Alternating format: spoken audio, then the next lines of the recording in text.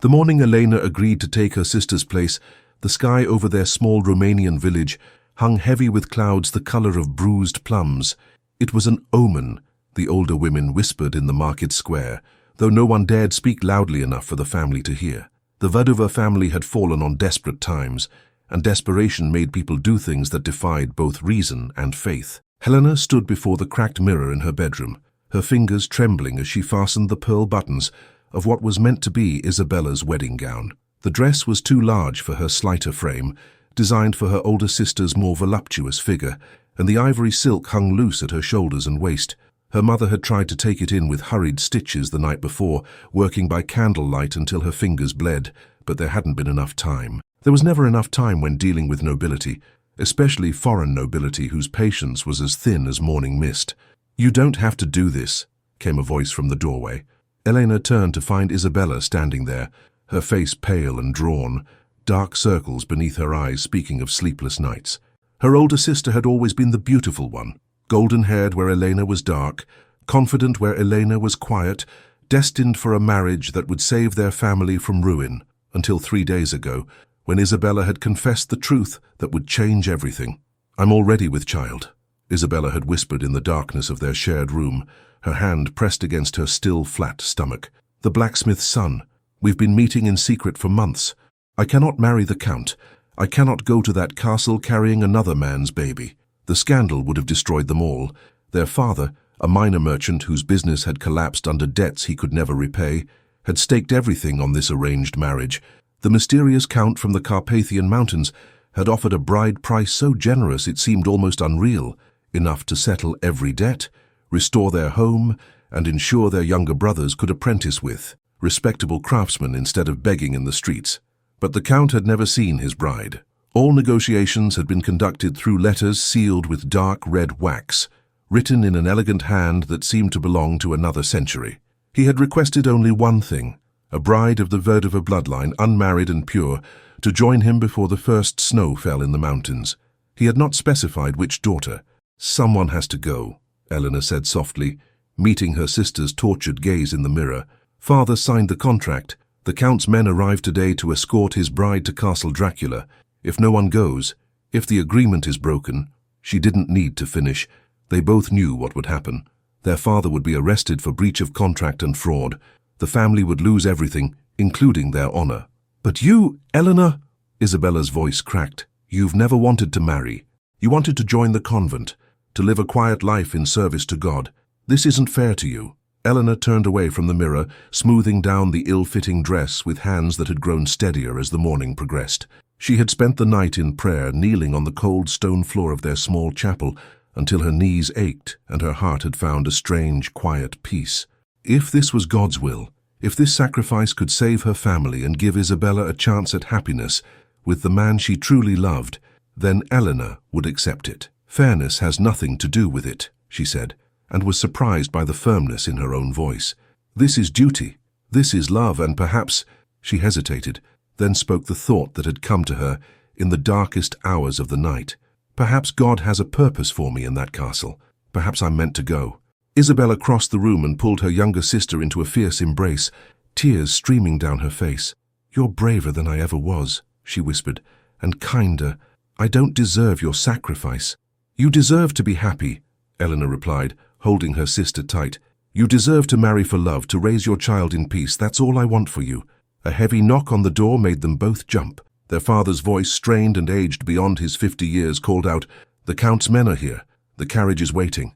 Elena pulled away from her sister and took a deep breath. Through the window, she could see the courtyard below, where a black carriage stood, its lacquered surface gleaming despite the overcast sky. The horses were massive creatures, darker than midnight, their eyes seeming to reflect red in certain angles of the light. 2 men in long black coats stood beside the carriage, their faces hidden beneath wide-brimmed hats. They did not speak to anyone, did not move, simply waited with the patience of statues. "I should go," Elena said. "Wait." Isabella fumbled with the clasp of the necklace she wore, a simple silver cross that had belonged to their grandmother. She fastened it around Elena's neck with shaking fingers. "Take this. For protection. For faith. Promise me you'll wear it always." Elena touched the cross, feeling its reassuring weight against her skin. "I promise." The next hour passed in a blur of hurried goodbyes and barely contained tears. Their mother clung to Elena as if she could keep her daughter from leaving through sheer force of will, whispering prayers and blessings in rapid succession. Their father could barely look at her, shame and gratitude warring on his weathered face. The younger brothers, too young to fully understand what was happening, simply waved as Elena was ushered into the courtyard. The two men in black coats regarded her with eyes that seemed to see straight through her deception. For a terrifying moment, Elena was certain they knew, that they could tell she was not Isabella, that the whole desperate plan would unravel before she even left the village. But the taller of the two simply bowed, his voice a low rasp when he spoke. "Miss Verdova, the Count awaits. We must make haste if we are to reach the castle before nightfall." He offered his gloved hand to help her into the carriage. Elena hesitated for only a heartbeat before accepting, stepping up into the dark interior, lined with velvet, the color of dried blood. The door shut behind her with a sound like a tomb ceiling, and through the small window she watched her family grow smaller and smaller as the horses began to move. The village disappeared behind them as they traveled north, toward the mountains that had always loomed on the horizon, like the edge of the world itself. Elena had never ventured beyond the village boundaries in her 20 years of life. Everything she knew, everyone she loved was behind her now. Ahead lay only mystery and the strange, creeping certainty that she was traveling toward a destiny she could not possibly understand. The men did not speak during the journey. They sat across from her, still as corpses, their faces shadowed despite the carriage's interior lamps. Elena tried to pray, fingers moving over the beads of the rosary hidden in her sleeve, but the words felt hollow in her mouth. Every prayer she had memorized since childhood seemed to slip away, replaced by questions she dared not voice aloud. Who was this Count Dracula who lived alone in a castle in the mountains? Why had he sought a bride through letters and contracts, rather than courting in person like any normal nobleman? What manner of life awaited her in that remote fortress? And the question that frightened her most, would he know she was not the bride he had bargained for? As the hours passed, the landscape changed. The gentle hills and fields of her homeland gave way to dense forests where the trees grew so close together that little light penetrated their canopy. The air grew colder, and Elena pulled her thin shawl tighter around her shoulders. She had not been given time to pack proper traveling clothes. Everything had happened too quickly. All she had was the wedding dress, her grandmother's cross, and the rosary she clutched like a lifeline.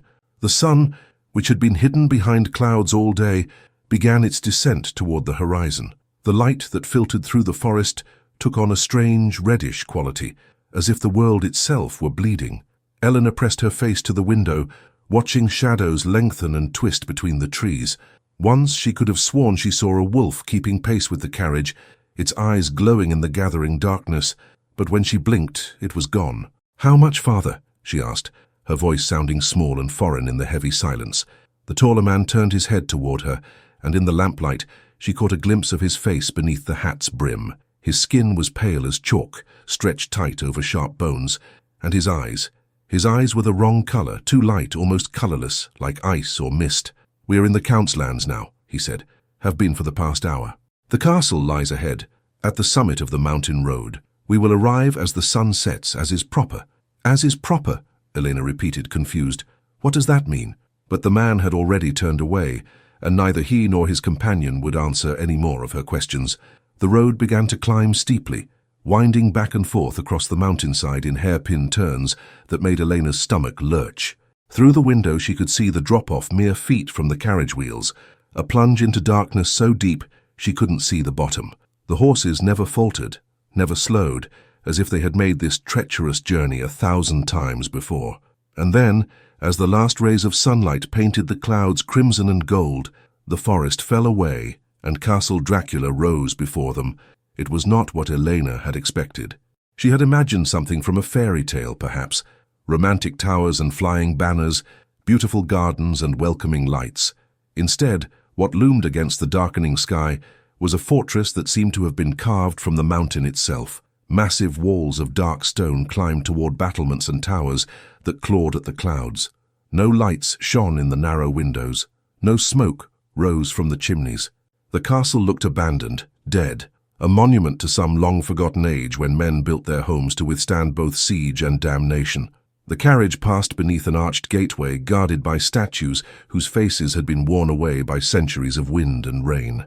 The courtyard beyond was paved with stones so old they had been polished smooth by countless footsteps, though Elena could not imagine who had walked here in recent memory. Everything was silent, except for the clatter of the horses' hooves and the creaking of the carriage wheels. When the carriage finally stopped before a massive wooden door bound with iron, Elena's heart was beating so hard she thought it might burst from her chest. The door opened before anyone could knock, revealing a vast entrance hall lit by candles that burned with flames, too still, too steady, as if the air itself dared not move within these walls. The taller man opened the carriage door and extended his hand once more. "Welcome to Castle Dracula, my lady. Your husband awaits you in the great hall." Husband. The word sent ice through Elena's veins. In the chaos and desperation of the past 3 days, she had not truly absorbed what this meant. She was married now, or would be within hours. Married to a man she had never met, whose very name seemed to carry weight and darkness. She stepped down from the carriage on legs that threatened to buckle, her hand clutching the silver cross beneath her dress. The 2 men escorted her through the entrance hall, their footsteps echoing off stone walls hung with ancient tapestries depicting scenes of battle and bloodshed. Suits of armor stood in alcoves like silent witnesses, their helmets seeming to turn and follow her progress. They passed through corridor after corridor, each one colder and darker than the last, until finally they reached a pair of doors so tall they seemed designed for giants. The men pushed them open, and Elena found herself standing at the threshold of a great hall that could have held her entire village. Candles burned in iron chandeliers suspended from the vaulted ceiling. A massive fireplace dominated one wall, flames crackling within but providing no warmth. Long tables ran the length of the room, set with silver plates and crystal goblets that caught the candlelight and threw it back in fractured rainbows. And at the far end of the hall, seated in a high-backed chair that resembled a throne, was a figure who rose as she entered, Count Dracula. Even from a distance, Elena could tell he was not like other men. He moved with a fluid grace that seemed almost unnatural, crossing the length of the hall in what should have been impossible time. He was tall, taller than any man she had ever seen, dressed in black from head to toe, a long coat that swept the floor, a high-collared shirt, gloves that hid his hands. His hair was dark and swept back from a face that was both beautiful and terrible, ageless and ancient all at once. But it was his eyes that trapped her. Dark eyes, so dark they seemed to hold no light at all, depths upon depths of shadow and sorrow and something else she could not name. Eyes that had seen centuries pass, that had witnessed the rise and fall of empires, that held knowledge no mortal was meant to possess. He stopped a few paces from her, and for a long moment they simply regarded each other in silence. "You are not Isabella," he said at last, his voice a low rumble that seemed to resonate in her very bones. Elena's breath caught. She opened her mouth to explain, to beg forgiveness, to plead for her family's safety, but no words would come. The Count tilted his head slightly, studying her with those impossible eyes. "You are younger, smaller. Your eyes are different, darker, more honest. You carry yourself with humility rather than pride." He paused, and something that might have been a smile touched his lips. "You are afraid, yet you stand before me without fleeing. Interesting. My lord, Elena finally managed to speak, her voice trembling. "I can explain. My sister, she couldn't, there were circumstances. My family needed—" He raised one gloved hand, silencing her. "I know why you are here, Elena Vaduva. Did you think I would not know? Did you think I could not sense the truth the moment you entered my lands?" Terror flooded through her. "Please, my lord, don't punish my family. They didn't know I would deceive you. It was my choice, my decision alone. If anyone must face consequences, let it be me." The Count moved closer, and Elena forced herself not to step back, though every instinct screamed at her to run. He reached out slowly, giving her time to pull away, and with one gloved finger lifted her chin so that she was forced to meet his gaze. "Deceive me," he repeated softly. "Child, you have deceived no one. The contract specified a daughter of the Vaduva bloodline, unmarried and pure. You fulfill these requirements, do you not?" Elena nodded mutely. "Then there has been no deception, no breach of agreement." His thumb brushed across her cheek, the leather of his glove cold against her skin. "Your sister was meant to come to me out of duty and obligation, carrying resentment in her heart. But you came willingly, out of love and sacrifice. Do you have any idea how rare that is? How precious? I don't understand, Elena whispered. The Count's hand fell away, and he stepped back, his expression unreadable. You will, in time. For now know this. You are welcome in my home, Elena. You are safe within these walls under my protection. No harm will come to you here. I give you my word. And my family. Your family's debts are settled. Your father's honor is restored. Your sister may marry her blacksmith and raise her child in peace. All that was promised will be fulfilled. He turned away, moving toward the massive fireplace, his coat sweeping behind him like wings. You must be exhausted from your journey. My servants will show you to your chambers, where you may rest and refresh yourself. We will speak more tomorrow when you have had time to adjust to your new circumstances. Wait, Elena called out, surprising herself with her boldness. You said you knew, that you could sense the truth. What else do you know about me? What else can you sense? The Count looked back at her over his shoulder, and in the firelight his eyes seemed to glow like embers. I know that you have a kind heart and a strong will. I know that you spent last night praying for guidance, and that you wear your grandmother's cross against your skin even now, believing it will protect you. His voice dropped to a whisper that somehow carried across the vast space between them. And I know that you are not afraid of me as you should be. You are curious. You wonder what manner of man would live alone in such a place, what manner of husband you have gained. Elena touched the cross beneath her dress, her heart racing. What manner of man are you, my lord? For a long moment the Count was silent. The fire crackled, shadows danced on the stone walls, and when he finally answered, his voice carried a weight of sorrow so profound, it made Elena's eyes sting with sudden tears. I am no man at all, Elena. Not any more. I am a creature of darkness, bound to this castle by curses older than your kingdom, sustained by blood and shadow. I am Count Dracula, and I am damned. He turned back to face her fully, and she saw the anguish in his ageless face. But you, perhaps you are something I have not had in centuries. Perhaps you are hope. Before Elena could respond, before she could process the impossible things he had just said, the Count gestured to someone behind her. She turned to find an elderly woman standing in the doorway. Where she had come from, Elena had no idea. The woman's face was lined with age, but her eyes were sharp, missing nothing.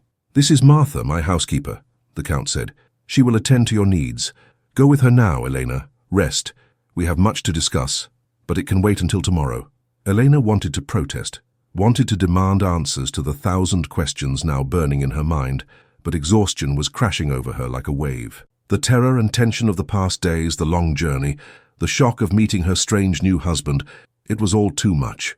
She found herself nodding, letting the old woman take her arm and guide her from the great hall. As they walked through the cold corridors, Elena glanced back once. The Count still stood by the fire, a solitary figure in black, watching her go with eyes that held the weight of eternity. And in that moment, Elena knew with absolute certainty that her life would never be simple again. She had entered a world of shadows and secrets, of ancient powers and forbidden truths. She had married a stranger who claimed to be a creature of darkness, who spoke of curses and damnation, who looked at her with a hunger that was not entirely physical. The old woman led her up a winding staircase to a tower room that was surprisingly warm and comfortable, despite the castle's overall bleakness. A fire burned in the hearth, casting dancing light across tapestries and rugs that softened the stone walls. A massive bed with velvet curtains dominated the space, and through the narrow window, Elena could see the moon rising over the mountains, full and silver and impossibly large. Sleep now, child, Martha said, her voice unexpectedly gentle. Tomorrow will bring what it will bring. For tonight you are safe. But as Elena lay in the great bed, still wearing her ill-fitting wedding dress and her grandmother's cross, she could not sleep. She stared at the ceiling and listened to the wind howling around the castle towers and wondered what she had truly agreed to when she had taken her sister's place. Somewhere in the castle, she knew, Count Dracula was awake in the darkness, watching, waiting, hoping. And despite everything, despite the fear and the strangeness and the impossible things he had said, Elena found herself hoping too. Hoping that in this place of shadows she might find some light. Hoping that in serving as a sacrifice she might somehow also find salvation. Hoping that the man who claimed to be damned might still have a soul worth saving. The moon climbed higher, its light streaming through the window to paint silver patterns on the floor. And in that ancient castle in the Carpathian Mountains, a story began that would test the boundaries of faith and love, mortality and eternity, darkness, and the stubborn light that refuses to be extinguished. Elena closed her eyes and prayed, not for deliverance but for strength, for courage, for wisdom to understand the purpose that had brought her here. And in the darkness of the castle, listening with senses far keener than human, Count Dracula heard her prayers and felt something he had not felt in 300 years. He felt the faint, fragile stirring of hope. Elena woke to darkness so complete she could not tell if her eyes were open or closed. For a disorienting moment she forgot where she was, reaching out instinctively for the familiar warmth of her sister beside her, the rough wool blankets of their shared bed. Instead, her fingers met cold velvet and empty space. Memory returned in a rush that left her breathless. The wedding dress, the carriage, the castle, the Count. She sat up quickly, heart pounding, and fumbled for the tinderbox she had seen on the bedside table the night before. Her hands shook as she struck the flint, once, twice, 3 times before the spark caught and a candle flared to life. The sudden light made her squint, but it pushed back the suffocating darkness enough for her to breathe again. The tower room looked different in the candlelight, less welcoming, more austere. The tapestries that had seemed merely old the night before now revealed their true subjects: hunting scenes where the prey was always human, battles where no mercy was shown, and in one corner, partially hidden behind a heavy curtain, what appeared to be a depiction of a dark ritual involving a circle of robed figures and an altar stained with something that looked disturbingly like blood. Elena shivered and turned away, focusing instead on the practical matter of what she was going to do. She was still wearing the wedding dress, now hopelessly wrinkled, and she had no other clothes. Her hair had come loose from its pins during the night and hung in dark tangles around her shoulders. She must look like a ghost, she thought, or a madwoman. A soft knock at the door made her jump. Before she could call out, it opened to reveal Martha, the elderly housekeeper, carrying a tray laden with covered dishes and a steaming pot that smelled of herbs and honey. "Good morning, my lady," Martha said, setting the tray on a small table near the window. "I trust you slept well?" Elena wanted to laugh at the absurdity of the question, but managed to keep her voice steady. "As well as could be expected given the circumstances." Martha nodded as if this was a perfectly reasonable answer. In the morning light, or what Elena assumed was morning light, though the window showed only grey clouds and mist, the housekeeper looked older than she had the night before. Her face was a map of wrinkles, her hands gnarled with age, but her movements were steady and sure as she uncovered the dishes to reveal bread, cheese, fruit, and what looked like a meat pie still warm from the oven. "You must eat, child," Martha said. "Keep your strength up. The master wishes to speak with you after you've broken your fast and dressed properly." "Dressed in what?" Elena gestured helplessly at the wedding gown. "I have no other clothes." "That has been attended to." Martha crossed to a large wardrobe that Elena had not noticed the night before and opened it to reveal a collection of dresses in various styles and colors, all of them far finer than anything Elena had ever owned. "The master had these brought up from the castle stores. They belonged to—" She hesitated, her wrinkled face troubled. "They belonged to ladies who lived here long ago. He thought they might fit you." Elena approached the wardrobe slowly, running her fingers over silk and velvet, brocade and fine wool. The dresses were beautiful but dated in style, as if they had been fashioned decades or even centuries ago. "Who were they?" she asked softly. "The ladies who wore these?" Martha's expression closed like a door slamming shut. "That is not for me to say, my lady. The past is the past, and it's best left buried." She pulled out a dress of deep burgundy velvet with black lace at the collar and sleeves. "This one should suit you, simple but elegant. The master prefers restraint." As Martha helped her out of the wedding dress and into the burgundy gown, Elena studied the old woman's face, searching for clues about the household she had entered. "Martha," she said carefully, "how long have you served the Count?" "Long enough to know that questions are dangerous things in this castle," Martha replied, her hands deft as they fastened the row of small buttons down Elena's back. "Long enough to know that some knowledge brings only pain." "But I need to understand—" "What you need," Martha interrupted, her voice suddenly sharp, "is to be careful. The master is not like other men. He has needs, appetites. There are rules in this castle, my lady, and breaking them can have consequences more terrible than you can imagine." Elena turned to face the housekeeper, holding her gaze steadily. "Then tell me the rules. Help me understand what I've walked into." For a long moment, Martha said nothing. Then she sighed, a sound like wind through dead leaves. "Very well. Listen carefully, for I will not repeat this. First, never enter the West Tower.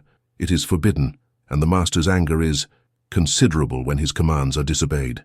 Second, never wander the castle alone after sunset. If you must move through the corridors at night, take a lamp and a servant with you. Third, if you hear voices calling to you from empty rooms, do not answer. Do not investigate. Come directly to me or return to your chambers. Voices, Elena whispered. What kind of voices? Martha's weathered hands trembled as she adjusted the lace at Elena's collar. The voices of the dead, child. This castle is old, and many have died within its walls. Their spirits linger, and they are not always kind. She met Elena's eyes, and in her gaze was a sorrow so profound it made Elena's throat tighten. And fourth, most important of all, do not ask the master what he is. He will tell you when he is ready, if he ever is. Until then, accept what you see and do not probe deeper. Some truths are too heavy for mortal minds to bear. Before Elena could respond, before she could press for more details, Martha stepped back and surveyed her with a critical eye. You'll do. Now eat your breakfast. The master does not like to be kept waiting, and he has been restless since your arrival. The housekeeper left before Elena could ask what restless meant in this context. She stood alone in the tower room, the burgundy dress heavy on her shoulders, her grandmother's cross cold against her skin beneath the high collar. Through the window, she could see the mountains stretching away in all directions, peaks lost in mist and cloud, the castle perched on the edge of a precipice, isolated from the world below. There was no escape from this place, she realized. Even if she wanted to flee, where would she go? The forest below was trackless and wild, full of wolves and worse things. The nearest village was days away by carriage. She was trapped, married to a man who claimed not to be a man at all, living in a castle where the dead whispered from empty rooms and certain towers were forbidden on pain of terrible consequences. Elena touched the cross beneath her dress and whispered a prayer. Then, because there was nothing else to do, she sat down and ate the breakfast Martha had brought. The food was excellent, the bread fresh and soft, the cheese sharp and rich, the fruit sweet. Someone in this castle of shadows knew how to cook, at least. It was a small comfort, but she clung to it. When she had finished eating, she waited. The grey light outside the window did not change, giving no indication of time passing. She could have been sitting there for minutes or hours. In this place, time seemed to move differently, sluggishly, as if the castle existed slightly outside the normal flow of the world. Finally, another knock came at the door. This time it was not Martha, but one of the men in black coats who had escorted her from the village. Up close, in better light, he looked even less human than before. His skin had a waxy quality, and his eyes were that strange, colourless shade that seemed to reflect rather than absorb light. "The master will see you now, my lady," he said in his rasping voice. "Please follow me." Elena rose, smoothed down her skirts, and followed him into the corridor. The castle was a maze of passages that twisted and turned, climbed and descended, until she was completely disoriented. They passed through halls lined with portraits, whose subjects' eyes seemed to follow her, libraries filled with books so old their leather bindings were cracked and flaking, and chambers whose purposes she could not begin to guess. Everywhere candles burned in sconces along the walls, but they provided little warmth and less comfort. The flames were too still, too uniform, burning without flickering as if they were painted rather than real. The air itself felt heavy, pressing down on her with an almost physical weight. She found it difficult to draw a full breath. Finally, they reached a set of double doors carved with intricate patterns, wolves and bats, crescent moons and five-pointed stars, and winding through it all a serpent eating its own tail. The man in black pushed the doors open and gestured for Elena to enter.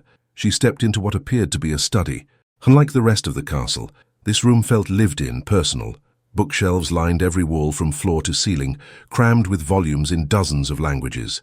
A massive desk dominated the center of the space, its surface covered with maps and documents, quills and inkwells.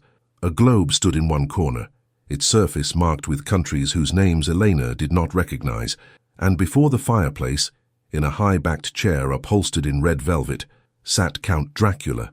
He rose as she entered, moving with that same fluid grace that seemed to defy the laws of nature. In the firelight he looked different than he had the night before, less terrifying, more human, though Elena suspected this was an illusion, something he did deliberately to put her at ease. "Elena," he said, and his voice was softer than she remembered, almost gentle. Thank you for coming. Please, sit. He gestured to a chair opposite his own, and Elena sat, her hands folded in her lap, her back straight. She would not show weakness before this man, this creature, no matter how frightened she was. The Count studied her for a long moment, his dark eyes unreadable. You look well in that dress, he said at last. The color suits you. Burgundy, the color of old blood and older wine. Fitting for this place. Fitting for a prison, you mean? The words were out before Elena could stop them, but once spoken she would not take them back. She met his gaze steadily. You say I am welcome here, that I am safe, but I am not free to leave. What is that if not imprisonment? To her surprise, the Count smiled. It was a sad smile, tinged with regret, but genuine nonetheless. You are clever. I see now why you were willing to sacrifice yourself for your sister. You understand the truth of things, the way the world really works beneath its pleasant lies. He leaned forward slightly, resting his elbows on his knees. You are right. You are my prisoner here, just as I am a prisoner of this castle, of my nature, of the curse that binds me to eternal darkness. But that does not mean you must be miserable, Elena. I would make your captivity as comfortable as possible. I don't want comfort, Elena said, surprised by the steadiness of her own voice. I want understanding. You said last night that you are not a man, that you are a creature of darkness, sustained by blood and shadow. I want to know what that means. I want to know what I've married. The Count's smile faded. He sat back in his chair, his gaze distant, as if he were looking not at her, but through her, into some past only he could see. For a long time he was silent, and Elena thought he might refuse to answer, but finally he spoke. I was born in the year 1431, in this very castle, the son of a warlord who ruled these mountains with an iron fist. My father was a hard man, a cruel man, but he was also practical. When I was young, he made a bargain with certain powers, ancient powers that had existed in these mountains long before Christianity came to these lands. Powers of blood and darkness, of hunger and eternal night. His voice was measured, emotionless, as if he were reciting a history that had happened to someone else. The bargain was simple. My father would serve these powers, would feed them with the blood of his enemies, and in return they would make him invincible in battle, would grant him victory after victory, until he ruled all the lands from here to the Black Sea. And for a time, it worked. He conquered. He ruled. He was feared from Constantinople to Vienna. The Count paused, his hands tightening on the arms of his chair. But all bargains with darkness have a price. When my father died, the debt passed to me. I inherited not just his castle and his lands, but his curse. On my 25th birthday, I underwent a transformation. I died and was reborn as something else, something that feeds on blood, that cannot bear the touch of sunlight, that will live forever unless destroyed by very specific means. Elena's hand moved instinctively to the cross beneath her dress. You're a vampire, she whispered. The word hung in the air between them like a pronouncement of doom. The Count did not flinch from it, did not deny it. He simply nodded. I am. I have been for nearly 600 years. I have watched empires rise and fall. I have seen the face of the world change again and again, and I remain unchanged, unchanging, eternal. Do you understand now, Elena? Do you understand the horror of what you have bound yourself to? She should have been terrified. She should have screamed, should have run from the room, should have torn the cross from beneath her dress and held it before her like a shield. But instead, Elena found herself studying the Count's face, looking past the surface to the anguish beneath. This was not a monster boasting of its power. This was a soul in torment, confessing sins that could never be absolved. Why did you seek a bride? She asked quietly. After 600 years, why now? The Count's expression shifted, and for a moment she saw naked vulnerability in his eyes. Because I am tired, Elena. Tired of the endless hunger, the endless night. Tired of watching everything I touch wither and die. Tired of being alone. He stood and moved to the window, looking out at the misty mountains. I thought perhaps if I had someone with me, someone pure and good, someone who chose to be here rather than being brought by force or enchantment, perhaps it would remind me of what I once was. Perhaps it would anchor me to humanity, keep me from slipping further into the darkness. You want redemption, Elena said, understanding flooding through her. You think I can save you? He turned back to face her, and the look he gave her was so intense it took her breath away. No, I am beyond saving. Damnation is my birthright, my inheritance, my eternal fate. But you, perhaps you can help me remember what it was like to be human. Perhaps in your presence I can pretend for a little while that I am not the monster I have become." Elena stood, her legs unsteady, but her resolve firm. She crossed the room to stand before him, close enough to see the lines of weariness on his ageless face, close enough to feel the unnatural cold that radiated from his body. Up close, she could see that he was not breathing. His chest did not rise and fall, no pulse beat in his throat. He was a dead thing animated by dark magic, by a curse that should have ended 6 centuries ago. But when she looked into his eyes, she saw something that was not dead at all. She saw suffering, regret, a desperate, hopeless longing for something he could never have again. "I cannot promise to save you," Elena said softly. "I am not a saint or a miracle worker. I am just a girl who made a choice to save her family. But I can promise this: I will not run from you. I will not despise you for what you are. If God brought me to this place, then there must be a reason. Perhaps that reason is simply to be here, to stand before you and remind you that humanity still exists, that not everything in this world is darkness and blood." The Count's hand reached out, hesitated, then gently touched her cheek. His fingers were cold as ice, but his touch was gentle, reverent, as if she were something precious and fragile. "You are either the bravest woman I have ever met," he whispered, "or the most foolish." "Perhaps both," Elena replied, and despite everything, the fear, the strangeness, the impossible reality she had stumbled into, she smiled. For the first time in 600 years, Count Dracula smiled back, and it was not the smile of a predator, but of a man remembering what it felt like to have hope. They stood like that for a long moment, vampire and mortal, damned and innocent, two souls separated by an unbridgeable gulf, yet connected by something neither could name. Then the Count stepped back, releasing her, and the moment passed. "You should know," he said, his voice once again controlled and measured, "that there are dangers in this castle. Not from me, I would never harm you, but from others. I am not the only one who dwells within these walls. There are servants bound to me by ancient oaths, creatures that serve the darkness I serve. Most will leave you alone if you follow Martha's rules, but there are some—" He paused. "There are 3 women who sleep in the West Tower. They are like me, but without any remnant of humanity left in them. They are hunger and cruelty given form. If you ever encounter them, do not speak to them, do not look them in the eyes, and flee immediately. Come to me, and I will protect you." "Who are they?" Elena asked, though part of her did not want to know. "They are my brides," the Count said flatly. "Made long ago, when I still believed that companionship could be found among my own kind. I was wrong. They are beautiful and terrible, and they would drain you dry without a second thought if I allowed it. I keep them locked in the West Tower for their own safety as much as yours." "Your brides," Elena repeated, the words tasting bitter in her mouth. "You already have wives, and yet you sought another?" "They are not wives," he corrected sharply. "They are prisoners, like you, like me, created in a moment of loneliness and regret, bound to this castle by the same curse that binds me. I do not love them. I never loved them. They were a mistake, and I have spent centuries trying to keep them from causing harm." He moved back to his desk and picked up a small object, a key made of dark iron, elaborately carved with symbols that hurt Elena's eyes to look at too closely. "This is for you," he said, holding it out. "It opens every door in this castle except one, the door to the West Tower. Keep it with you always. If you ever feel unsafe, lock yourself in your chambers and do not come out until I send Martha to fetch you." Elena took the key, its weight heavy in her palm.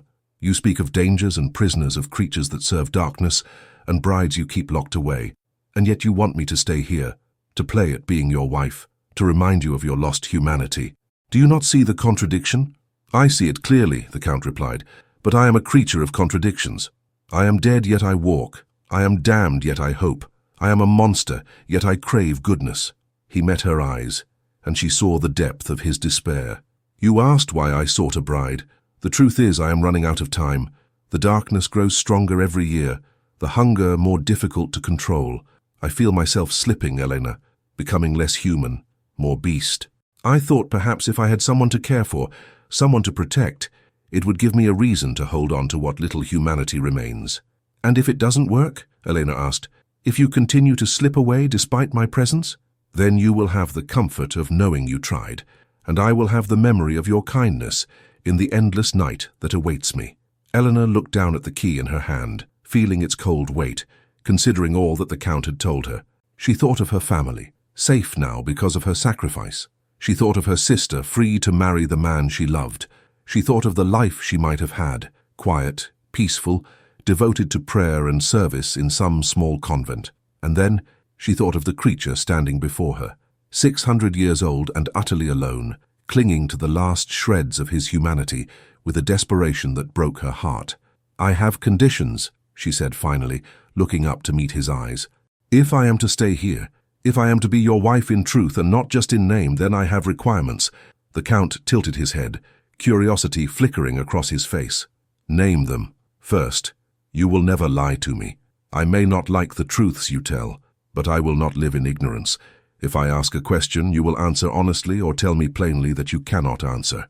"Agreed." "Second, you will allow me to maintain my faith. I want access to a chapel where I can pray. I want to keep my grandmother's cross. I want to attend Mass if a priest can be brought here." The Count flinched slightly at the mention of Mass, but he nodded. "There is a chapel in the East Wing. It has not been used in many years, but it can be cleaned and made ready for you. As for the cross, you may wear it always. It will not harm me unless you will it to, and I will arrange for a priest to visit monthly if you wish, though I will not attend. Third," Elena continued, "you will teach me about this world I have entered, about what you are, about the creatures that serve you, about the history of this place. I will not stumble through this castle in ignorance, vulnerable to dangers I cannot see." "That is dangerous knowledge," the Count warned. "Once you know certain things, you cannot unknow them. I accept that risk." He studied her for a long moment, then nodded slowly. "Very well, I will teach you.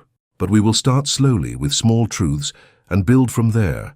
Some revelations must be earned, must be approached with preparation, or they will break the mind that encounters them. And fourth," Elena said, her voice dropping to barely above a whisper, "you will never turn me into what you are. No matter how long I stay here, no matter what happens between us, you will never make me a vampire. When my time comes to die, you will let me go." The silence that followed was profound. The Count's face became a mask, unreadable and cold. When he finally spoke, his voice was rough with emotion. "That is the cruelest condition of all. Do you know what you ask? To watch you age, to watch you wither and die, while I remain unchanged. To be given a taste of companionship only to have it ripped away after mere decades." "Yes," Elena said firmly. "I know exactly what I ask. I ask you to let me remain human, to die as God intended, to face whatever judgment awaits me in the next life. I will not trade my soul for immortality, Count. That is my final condition, and it is not negotiable." For a moment, she thought he would refuse, thought she would see anger flash in those dark eyes, but instead the Count bowed his head, and when he looked up again, his expression was one of resigned acceptance. "You truly are brave," he murmured, "or foolish. Perhaps there is no difference." He extended his hand, cold and pale in the firelight. "Very well, Elena Vedova, I accept your conditions. You have my word, my oath, sworn on whatever remnant of honor still lingers in my cursed soul. I will not lie to you. I will protect your faith. I will teach you what you wish to know. And when your mortal life reaches its end, I will let you go, no matter how much it destroys me to do so." Elena took his hand, feeling the unnatural cold of his skin, the inhuman strength carefully restrained. "Then I will stay. I will be your wife, in whatever form that takes, and I will do everything in my power to help you hold on to your humanity for as long as I am able." They shook hands, sealing a bargain that would have seemed insane to anyone outside that room. But in that moment, in that study lined with centuries of books and lit by flames that never flickered, it seemed like the only possible choice. Elena had entered the castle as a frightened girl, playing at being a bride. She would emerge as something else entirely, a woman who had looked into the face of eternal darkness and chosen not to flee, but to stand her ground. The Count released her hand and stepped back, composing himself. "You must be tired. And hungry again. We have been talking for hours, though you may not have noticed. Time moves strangely in this place. Martha will bring you luncheon in your chambers, and this afternoon, if you wish, I can show you the chapel. It will need work, but it should suit your needs." "I would like that," Elena said. She turned to go, then paused at the door and looked back. "Count Dracula. May I know your given name? If we are to be married, surely I should call you something other than your title." He smiled, that same sad smile. "My name is Vlad, though it has been many centuries since anyone called me by it." "Vlad," Elena repeated, testing the name. It felt strange on her tongue, too intimate, too human for the creature before her. But she would use it. She would call him by his name and remind him every day that he had once been a man. "Thank you for your honesty today, Vlad. I know it was not easy." "Nothing about this is easy," he replied, "but perhaps that is as it should be. The things worth having are never easily gained." Elena left the study and found the man in black waiting to escort her back to her chambers. As they walked through the endless corridors, she clutched the iron key in her hand and tried to process everything she had learned. She was married to a vampire. She lived in a castle full of dark creatures and forbidden places. There were other vampires, 3 women, locked in a tower, hungry and dangerous. Her husband had lived for 600 years and would live for 600 more, long after she was dust. It should have been too much. It should have sent her spiraling into panic or despair. But instead, Elena felt oddly calm. She had been given a purpose, a mission. She would be the light in this place of darkness, the reminder of humanity in a realm of monsters. It was not the life she had imagined for herself, but perhaps it was the life she was meant for. As she reached her tower room and dismissed her escort, as she sat by the window and looked out at the mountains shrouded in mist, Elena whispered a prayer of thanks. Thanks for the strength to face this trial. Thanks for the wisdom to see past her fear. And thanks for the mysterious workings of Providence that had brought her to this place, at this time for this strange and terrible purpose. Outside, the sun was setting, though Elena had not seen it all day, and the castle was preparing for the coming night. Somewhere below, Vlad was waking fully to his true nature, the darkness in his blood stirring as daylight faded. And in her tower room, Elena Vedova, bride of Count Dracula, waited for whatever the night would bring. She was not afraid. Not anymore. The days that followed took on a strange rhythm, unlike anything Elena had known in her former life. In the village, time had been marked by the sun's passage, by the bells calling the faithful to prayer, by the familiar patterns of work and rest. Here in Castle Dracula, time became fluid and uncertain, measured instead by the ebb and flow of darkness, by Vlad's presence and absence, by the slow unfurling of terrible knowledge. True to his word, Vlad had Martha prepare the chapel in the east wing. Elena discovered it on her 3rd day in the castle, and found it more beautiful than she could have imagined. Unlike the rest of the fortress, which seemed designed to inspire dread, the chapel was a place of unexpected grace. Stained glass windows depicted scenes from the lives of saints, their colors muted by centuries of dust, but still capable of catching what little light penetrated the mountain mists. The altar was simple stone, marked with a cross that someone had tried to deface but failed. The grooves where claws or blades had scraped were visible, but the symbol remained intact. "My father built this," Vlad told her when he found her kneeling there on her first visit, hands clasped around her grandmother's cross. In his later years, after the bargain had been made but before he fully understood its price, he tried to make peace with God. He thought a chapel might protect his soul from what was coming. Elena looked up at him. Vlad stood in the doorway, careful not to cross the threshold. His face was impassive, but she could see the tension in his shoulders, the way his hands clenched at his sides. "Does it pain you?" she asked. "Being near holy ground?" "Yes and no," he replied. "It's not the agony you might imagine from legends. I can enter. It simply requires will, and it leaves me feeling diminished, hollow, as if the chapel itself is reminding me of everything I've lost." He smiled without humor. "But I promised you could keep your faith. This place is yours, Elena. Come here as often as you need. Pray for both of us, though I suspect your prayers for me are wasted effort." "Prayer is never wasted," Elena said firmly. She rose from her knees and moved toward him, watching as he instinctively took a step back. Even if God does not grant what we ask, he hears us. And in being heard, we are not alone. Vlad's expression softened. "Your faith is enviable. I remember what it was like, to believe so completely, to think the universe was governed by love and justice rather than hunger and darkness." "It still is," Elena insisted. "The darkness exists, yes, but so does the light. You exist, Vlad, which means the darkness hasn't won completely." He looked at her for a long moment, something unreadable in his dark eyes. Then he turned away. "Come. If you're finished here, I have something to show you. You said you wanted to understand this world you've entered. Your first lesson begins tonight." Elena followed him through the winding corridors, noticing details she had missed in her initial terror, the way certain passages grew colder as they walked, how shadows seemed to move independently of their sources, the feeling of being watched by unseen eyes. She clutched the iron key he had given her, finding comfort in its weight. Vlad led her to the library, a vast chamber she had glimpsed only briefly before.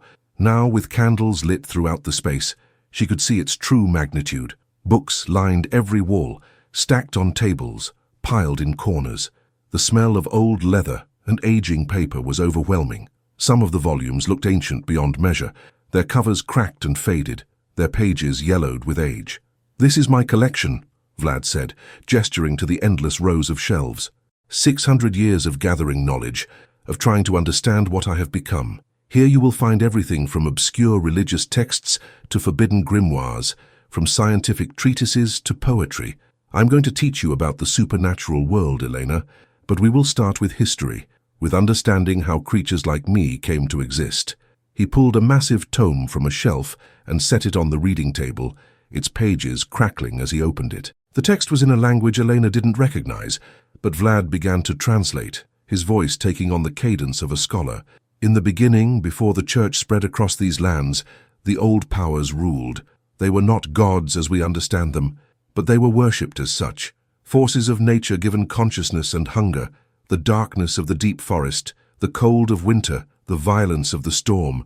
They demanded blood in exchange for their favor, and men gave it gladly, for the alternative was to face the harshness of the world alone." He turned a page, revealing an illustration that made Elena's breath catch. It showed a circle of robed figures around an altar, and on that altar lay a bound man, his throat cut, his blood flowing into channels carved in the stone. When Christianity came, the old powers retreated, but did not disappear. They found new ways to survive, new bargains to make. My father was not the first to trade his soul for earthly power, and he was far from the last. The transformation into what I am, what is called vampire in the common tongue, is one result of such bargains. A perversion of natural law, a violation of the boundary between life and death. Over the following hours, Vlad taught her the basics of his existence.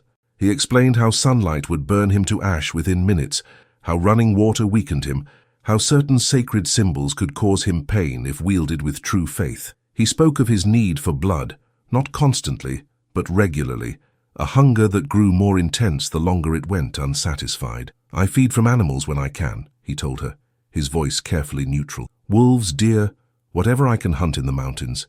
It sustains me, though it never truly satisfies. Human blood is different, more potent. But I have not killed a human for their blood in 200 years, Elena. That much control I have managed to maintain." 200 years, Elena repeated. "What happened 200 years ago?" Vlad's face darkened. "I made a choice. I looked at what I had become, at the trail of death behind me, and I decided that if I could not reclaim my humanity, I could at least stop adding to my damnation. It has not been easy. There have been times when the hunger nearly broke me, but I have held to that vow." Elena reached across the table and placed her hand over his. His skin was cold, unnaturally so, but she did not pull away. "That takes strength. That is not the action of a monster, Vlad. That is the action of a man fighting to hold on to his soul." He stared at their joined hands, as if he could not quite believe what he was seeing. "You continue to surprise me," he murmured. "Most would recoil. Most would see only the deaths, not the restraint." "I see both," Elena said quietly. "I'm not blind to what you've done, what you are, but I also see what you're trying to become, and that matters." The lessons continued each night. Vlad was a patient teacher, answering her questions no matter how difficult, showing her texts and artifacts that illuminated the hidden world existing alongside the mundane. She learned about other creatures, werewolves bound to the lunar cycle, spirits that haunted crossroads and rivers, demons that fed on human suffering. She learned that the castle itself was a nexus of supernatural power, built on a site where the boundary between worlds was thin. "That's why so many spirits linger here," Vlad explained. "Why you might hear voices or see shadows that don't belong. The dead find it easier to manifest in places like this. Most are harmless, merely echoes of lives long past. But some," he paused, "some are dangerous. If you ever encounter something that tries to communicate with you, something that makes you feel cold to your core, come find me immediately." During the days, while Vlad retreated to whatever place he rested during sunlight hours, he would not tell her where, and she did not press, Elena explored the castle under Martha's watchful supervision. She discovered gardens overgrown with plants that bloomed only at night, their flowers pale as bone and sweetly poisonous. She found a music room where a piano sat covered in dust, its keys yellowed but still in tune. When she played a simple hymn, the sound echoed through the castle like a memory of happier times. Martha proved to be less reticent as the days passed. The old woman clearly approved of Elena's steadiness, her refusal to dissolve into hysterics or attempt escape. Over morning tea, for Elena still ate and drank normally, maintained the rhythms of human life, Martha shared fragments of the castle's history. "There were others before you," she said one morning, her gnarled hands wrapped around a steaming cup. "Young women brought here in various ways for various reasons. None of them lasted." Elena set down her own cup carefully. "What happened to them?" "Some fled into the mountains and were lost to the wolves or the winter. Some went mad from fear and had to be sent away to asylums.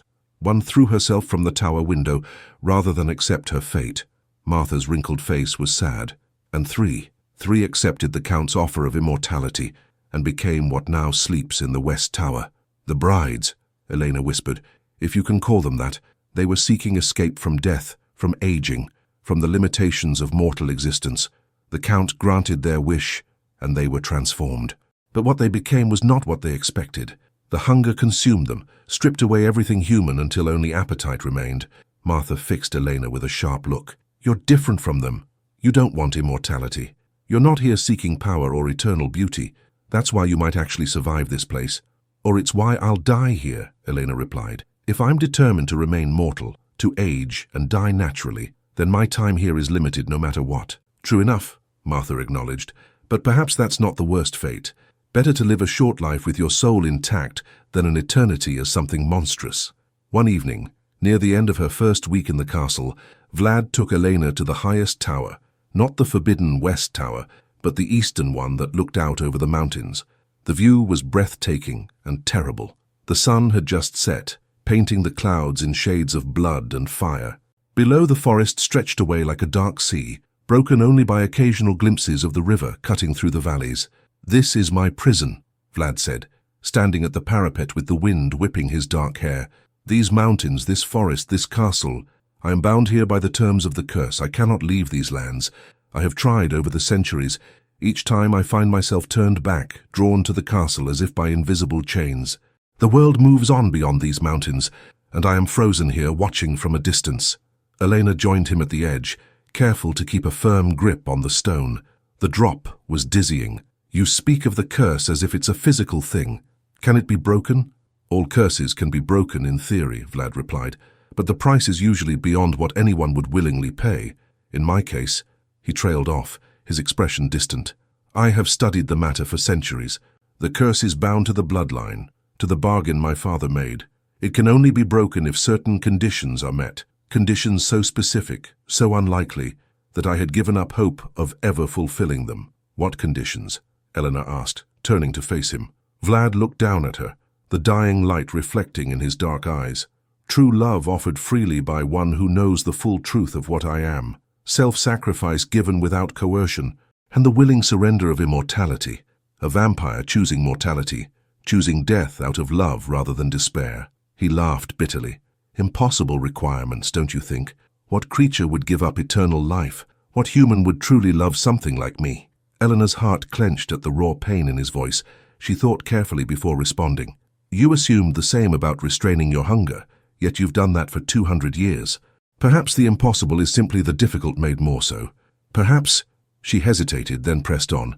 "Perhaps the curse expects you to believe it cannot be broken, and that despair is part of what sustains it." Vlad stared at her, something like wonder crossing his face. "You continue to surprise me, Elena. Every time I think I understand you, you reveal new depths." He reached out slowly, giving her time to pull away, and tucked a strand of wind-blown hair behind her ear. His fingers lingered on her cheek, cold but gentle. "I brought you here to show you the boundaries of your prison, but instead you speak of breaking curses. You should be mourning your lost freedom, and instead you offer hope to a creature beyond redemption." "Maybe I'm foolish," Elena said softly, "or maybe I see something you've forgotten how to see. You speak of yourself as a monster, but monsters don't build chapels for their prisoners. Monsters don't spend centuries learning restraint. Monsters don't feel guilt and regret and longing for redemption. And what do I feel in your estimation?" "You feel human," Elena replied, "trapped in an inhuman existence, but human nonetheless. And that means you're worth saving, Vlad. The question is whether you believe it.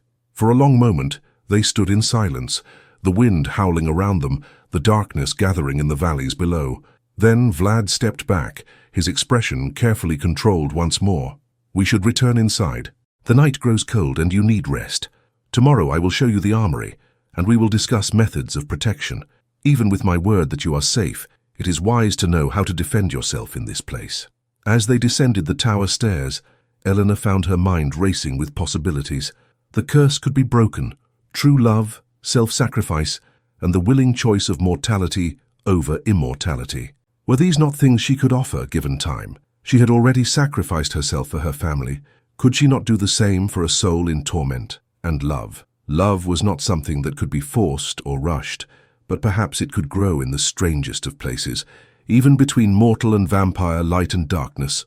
She glanced at Vlad walking beside her, his profile sharp in the candlelight, his bearing that of an ancient prince despite his claims of monstrosity.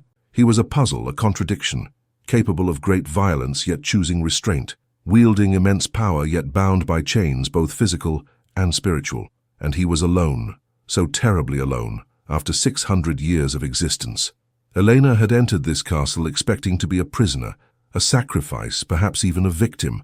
Instead, she was becoming something else entirely, a student, a companion, perhaps even a friend. And more than that, she was becoming the bearer of hope, whether Vlad accepted it or not. That night, alone in her tower room, Elena knelt before the window and prayed. But her prayers had changed. She no longer begged for deliverance or protection. Instead, she prayed for wisdom, for strength, for the grace to see clearly what God intended for her in this place. And she prayed for Vlad, for the tortured soul trapped in a vampire's body, for the man who had forgotten how to believe in redemption, for the creature who had built a chapel for his bride, even though crossing its threshold caused him pain. When she finally climbed into bed, exhausted by the emotional weight of the day, Elena's last thought before sleep claimed her was this: perhaps she had not been brought here to be saved from Dracula, but to save him. And if that was her purpose, if that was what God had planned, then she would need courage beyond anything she had yet shown. The castle settled into its nighttime rhythms around her, the whisper of wind through corridors, the distant howl of wolves in the forest, the creak of ancient stones. And somewhere below, Vlad walked the empty halls of his prison, thinking of the young woman who had entered his life and turned everything he believed about himself upside down. She had been in the castle for only a week, but already she had changed things. The chapel had been opened, the library had living presence in it for the first time in decades, and Vlad found himself doing something he had not done in 2 centuries. He found himself hoping. It was terrifying. Hope was a dangerous thing for a creature of darkness. Hope meant vulnerability. Hope meant the possibility of loss. But as he stood in his study, looking at the map of his domain spread across the desk, Vlad could not deny what he felt. Elena had asked if monsters felt guilt and regret and longing. The answer was yes, they did. But more than that, more dangerous than that, they could also feel hope. And hope, for something damned, was both the greatest torture and the faintest possibility of salvation. Outside, the moon rose full and bright, painting the mountains in silver light. The wolves sang to it, and the forest rustled with nocturnal life. The castle stood as it had stood for centuries, a fortress of darkness perched on the edge of the world. But within its walls, something new was growing, something neither Elena nor Vlad fully understood yet, but something that might change everything. It was fragile, it was unlikely, it was perhaps doomed to fail, but it was there nonetheless. A tiny flame kindled in the endless night, the possibility that even the damned could find redemption, that even the darkest curse could be broken, that love could bridge the gulf between mortal and monster. It was too soon to call it love, far too soon, but it was the seed from which love might grow, given time and care and courage. And in Castle Dracula, for the first time in 600 years, time felt less like a prison sentence and more like an opportunity. The future remained uncertain. The darkness still surrounded them. The curse still held. But in the chapel, a candle burned that would not go out. And in 2 hearts, one mortal and warm, one immortal and cold, hope flickered like a candle flame in the wind. Fragile, unlikely, but undeniably there. And that, perhaps, was enough to begin with. The scream shattered Elena's sleep like glass breaking in the night. She bolted upright in bed, heart hammering, the echo of that terrible sound still ringing in her ears. It had been a woman's scream, high and desperate, full of anguish and rage. For a moment, Elena sat frozen, blankets clutched to her chest, listening to the silence that followed. The castle held its breath. Then she heard it again, fainter this time, but no less disturbing. And underneath it, woven through it like a dark thread, came laughter. Female voices, multiple, laughing with a cruelty that made Elena's blood run cold. The West Tower. It had to be. She remembered Martha's warnings, remembered Vlad's explicit instructions to avoid the three brides at all costs. But the sounds continued, screaming, laughing, and now words she could almost make out, calling, beckoning, promising things both wonderful and terrible. Elena pressed her hands over her ears, but the sounds penetrated anyway. They weren't just physical noise, they were somehow inside her head, worming their way into her thoughts. Come to us, little bride. Come and see what you will become. Come and learn what he has not told you. No, Elena whispered, fumbling for her grandmother's cross. She pressed it against her chest, feeling its familiar weight, and began to pray. The Lord's Prayer, the Ave Maria, any words that would fill her mind and push out those invasive voices. It helped, but not enough. The voices grew more insistent, more seductive. Poor little mortal, clinging to her prayers. Does she think God will save her in this place? Does she not know she has been abandoned, left to the darkness like all who came before? Elena threw off the blankets and stood, her nightgown billowing around her in the cold air. She needed to find Vlad, needed his protection as he had promised. But as she reached for the lamp to light her way, she realized something was wrong. The door to her chamber stood open, not just unlocked, but actually open, revealing the dark corridor beyond. She knew she had locked it before bed. She always locked it, using the iron key Vlad had given her. But now the door swung gently on its hinges, as if inviting her out into the darkness. Come, little bride, come and meet your sisters. We have been so lonely, locked away while he brings fresh meat into our home. It's not fair, is it? That you get to walk free while we are imprisoned? You're imprisoned because you're dangerous, Elena said aloud, proud that her voice did not shake. Because you've lost your humanity. I won't become like you. The laughter that answered was sharp as broken glass. Oh, but you will, little bride. It's only a matter of time. He thinks he can resist, thinks he can keep you pure and mortal. But the hunger always wins, it always does. And when he finally takes you, when he finally gives in to what he truly is, you'll be one of us. Another pretty corpse walking, another damned soul for all eternity. Elena grabbed the lamp with shaking hands and managed to light it. The flame flickered wildly as if buffeted by winds that did not exist. She had to get out of this room, had to find Vlad, had to... A figure appeared in the doorway. Elena gasped and nearly dropped the lamp. But it was not one of the brides. It was Martha, her lined face grim, a silver crucifix held before her like a weapon. Come with me quickly, the old woman commanded. They've somehow broken the wards on their tower. The master is dealing with them, but their influence spreads through the castle. You're not safe here. Elena didn't need to be told twice. She grabbed a shawl and followed Martha into the corridor, the lamp held high. The shadows seemed to writhe and twist, and from somewhere distant came the sound of violence, crashing, snarling, a roar of rage that could only be Vlad's voice raised in fury.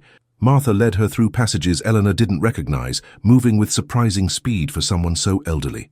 They descended stairs that spiraled down into the depths of the castle, places where the air grew thick and cold, where the stones wept with moisture and the darkness pressed close.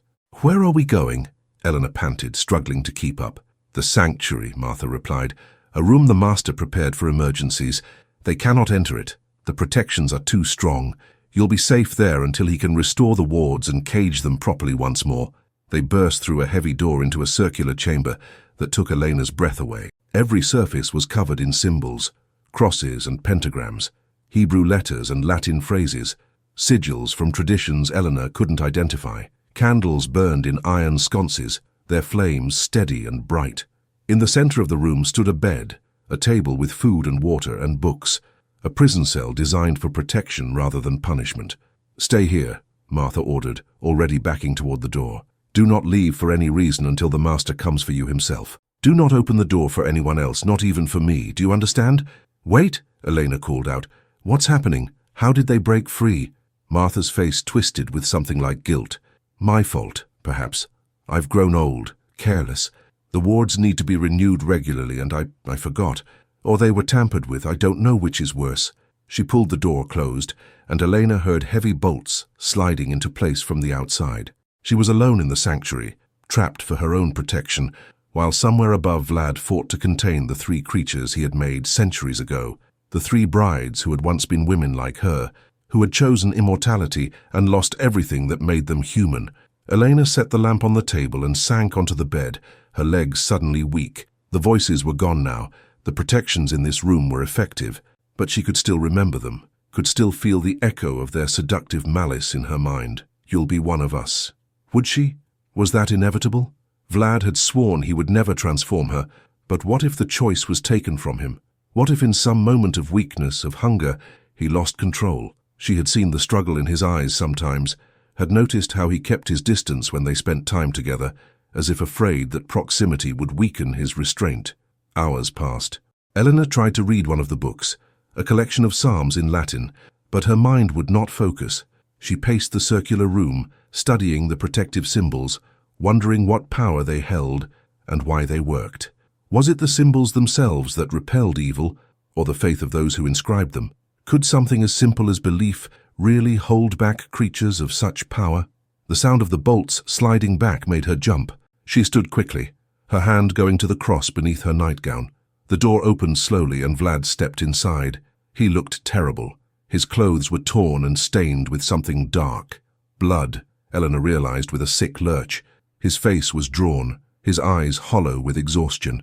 Deep scratches marked his neck and hands, wounds that should have healed instantly, but seemed to be closing only slowly. Vlad, Elena breathed, moving toward him. I'm fine, he said curtly, but his voice was rough, strained. The brides are contained again. The wards are restored and reinforced. You're safe now. But he didn't look fine. He looked like a man, a creature, pushed to the very edge of his endurance. Elena could see him trembling, could see the way his hands clenched and unclenched at his sides, as if fighting some internal battle. You're hurt, she said, reaching toward the scratches on his neck. Don't touch me, Vlad snapped, jerking back. His eyes met hers, and what she saw there made her breath catch. Hunger, raw, desperate hunger. Elena, you need to stay back. I'm not safe right now. She understood then. The fight with the brides, the expenditure of power to restore the wards, it had depleted him. And when a vampire was depleted, the hunger came roaring back, demanding to be fed. She could see it in the way his eyes kept dropping to her throat, in the tension in his jaw, in the tremor running through his frame. When did you last feed? She asked quietly. 3 weeks ago, he admitted. I was trying to extend the time between feedings, trying to prove I could go longer. It was foolish. If I had been at full strength, the brides would never have been able to break the wards in the first place. Then you need to feed now. No. The word was almost a growl. I will not. I've gone longer than this before. I can endure. Elena looked at the creature before her, noble, tortured, starving himself out of stubborn pride and self-hatred. She thought of his promise never to kill humans for blood, thought of 200 years of restraint and suffering, and she made a decision that she knew he would fight. Take my blood, she said. Vlad's eyes widened, genuine shock breaking through the hunger. Absolutely not. Elena, do you understand what you're suggesting? Do you know what could happen? You promised you wouldn't kill me, Elena said calmly. You promised you wouldn't transform me. Those were my conditions, and you swore to uphold them. So take what you need. Not enough to kill, not enough to transform, but enough to restore your strength. You've protected me, Vlad. Let me help you in return. It's too dangerous, he insisted, but she could hear the wavering in his voice, could see the way his eyes kept returning to the pulse point in her throat. The moment I taste human blood again, the hunger might take over. I might not be able to stop. You will stop, Elena said with more confidence than she felt.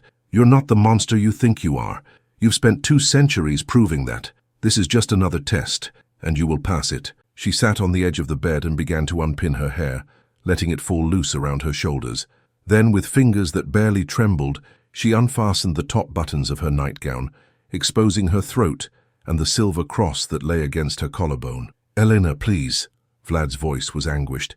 Please don't do this. Don't tempt me like this. I'm not tempting you, she replied. I'm offering you what you need. There's a difference. Now come here before you collapse from weakness." For a long moment, Vlad stood frozen in the doorway, torn between hunger and honor, between his desperate need and his even more desperate desire to protect her. Elena could see the war playing out on his face, could see him trembling with the effort of restraint. Finally, slowly, he moved toward her.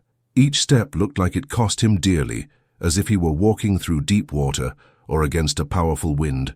When he stood before her, his eyes were black with hunger, all trace of the dark brown she had come to know swallowed by the predator's gaze. "If I hurt you," he whispered, "if I take too much, you must use the cross. Hold it against my skin, and the pain will break the feeding frenzy. Promise me you'll do that." "I promise," Elena said. She removed the cross and held it ready in her hand. "Now feed, Vlad, before you fall apart completely." He knelt before her. A strange reversal, the immortal predator kneeling before his mortal prey, and his cold hands came up to gently cup her face. "You are either the bravest woman I have ever known," he murmured, "or the most foolish. I have not yet decided which." "Perhaps both," Elena replied, echoing her words from their first meeting. "Perhaps there is no difference." Vlad leaned forward, his lips brushing against her throat, feeling for the pulse that beat strong and sure beneath her skin. Elena closed her eyes and tightened her grip on the cross, praying silently for strength, for protection, for the grace to help this tortured creature, without losing herself in the process. The bite, when it came, was both less and more than she had expected. There was pain, sharp and bright, but it faded almost instantly into something else. A strange pulling sensation, as if something vital was being drawn out of her. Warmth flooded through her, followed by cold, followed by a dizzying rush that made the room spin.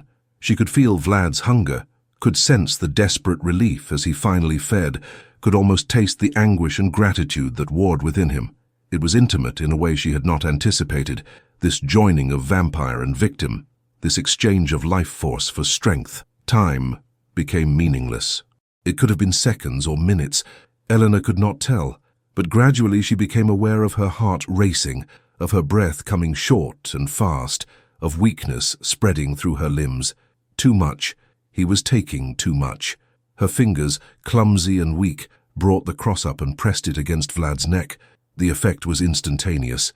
Vlad jerked back with a hiss of pain, his eyes wide and shocked, his lips stained with her blood. For a terrible moment, Elena thought he might attack her, thought the hunger might drive him to finish what he had started despite the pain. But then clarity returned to his gaze. He scrambled backward, putting distance between them, his hands pressed to his face as if trying to hide what he had become. "Elena," he gasped. "Elena, I'm sorry. I'm so sorry. Are you?" "I'm fine," she said, though her voice was faint and the room was still spinning. She touched her throat and felt the wound there, two small punctures that were already beginning to close, though they still seeped blood. "See? I'm fine. You stopped, just as I knew you would." Vlad stared at her, his expression a complex mixture of horror, gratitude, and something else she couldn't quite identify. "You trusted me," he said wonderingly. "You trusted me with your life, with your blood. After everything you know about me, everything I've told you, you still trusted me not to kill you." "Of course I did," Elena replied simply. She felt exhausted, drained in a way that had nothing to do with simple tiredness. But she also felt strangely peaceful, as if she had passed some crucial test. "You gave me your word, and unlike the creature you claim to be, you are a man of honor." Vlad crossed the room in a blur of supernatural speed and pulled her into his arms. The embrace was desperate, fierce, almost painful in its intensity. Elena could feel him trembling against her, could feel the wetness of tears on her neck where his face pressed against her shoulder. "Thank you," he whispered brokenly. "Thank you for your trust. Thank you for your courage. Thank you for seeing something in me worth saving, even when I cannot see it myself." Elena wrapped her arms around him, ignoring the cold of his body, the wrongness of holding something that did not breathe. "You are worth saving," she murmured. "Every soul is worth saving, Vlad. Even yours. Especially yours." They remained like that for a long time, vampire and mortal, darkness and light, holding each other in a sanctuary covered with protective symbols, while outside the night pressed close and the castle settled back into its uneasy sleep. When Vlad finally pulled away, his face was composed again, though his eyes still held echoes of the emotion that had overcome him. He examined the wound on Elena's throat, his touch gentle, clinical. The bleeding has stopped. The marks will fade in a few days. I took less than I should have to fully restore myself, but it's enough. More than enough. He met her eyes. This can never happen again, Elena. Do you understand? The risk is too great. But, no. His voice was firm. I will find other ways to feed.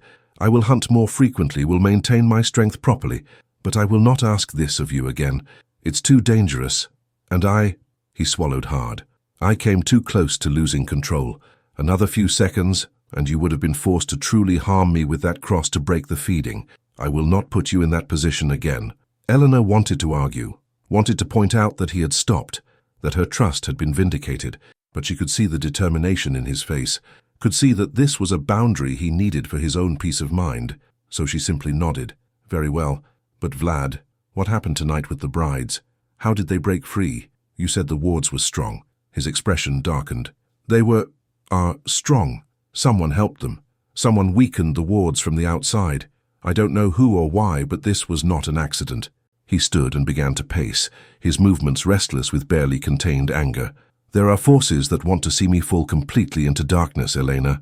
Forces that were pleased when I made the brides, who thought I had finally given up my futile attempt at redemption. They have been quiet for 200 years, but your arrival seems to have stirred them to action. Why? What does my presence have to do with anything? Because you represent hope, Vlad said. And hope is dangerous to the powers that want me damned. If I were to somehow break the curse, if I were to find redemption, it would prove that even the darkest bargains can be undone. That would threaten the very foundations of their power. Elena absorbed this information, feeling the weight of it settle over her. She had known this would not be easy, but she had not fully understood that there might be active opposition to what she was trying to accomplish. So what do we do? We are careful, Vlad replied. We trust no one except Martha and each other. We strengthen the protections. And he hesitated, then continued.